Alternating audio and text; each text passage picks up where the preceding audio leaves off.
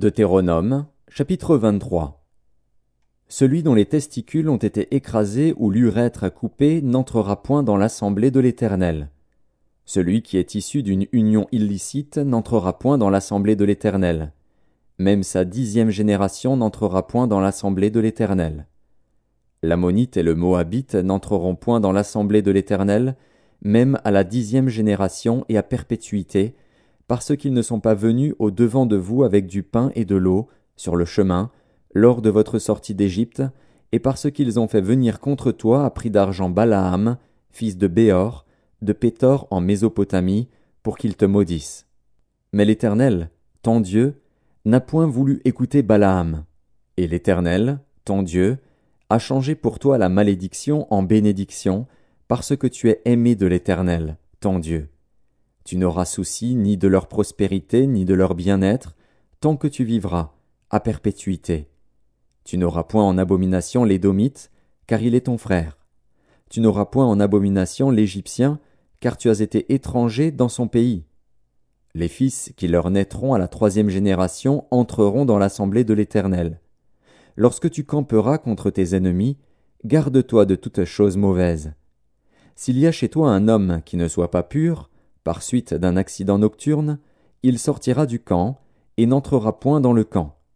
Sur le soir il se lavera dans l'eau, et après le coucher du soleil il pourra rentrer au camp. Tu auras un lieu hors du camp, et c'est là dehors que tu iras.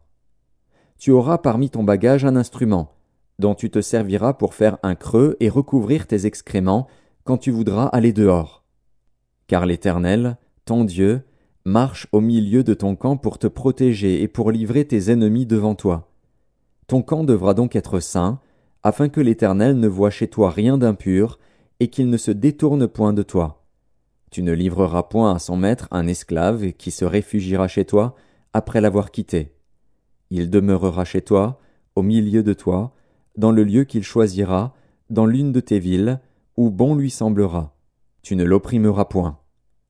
Il n'y aura aucune prostituée parmi les filles d'Israël, et il n'y aura aucun prostitué parmi les fils d'Israël.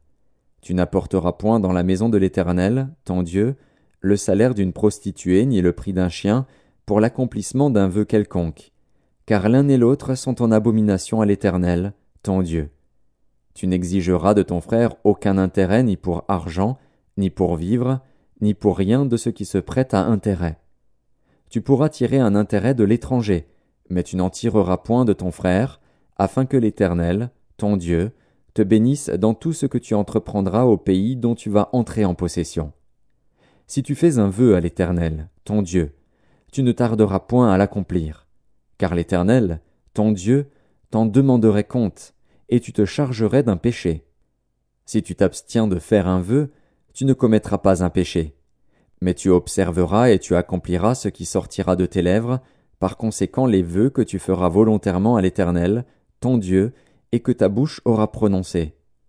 Si tu entres dans la vigne de ton prochain, tu pourras à ton gré manger des raisins et t'en rassasier, mais tu n'en mettras point dans ton vase. Si tu entres dans les blés de ton prochain, tu pourras cueillir des épis avec la main, mais tu n'agiteras point la faucille sur les blés de ton prochain.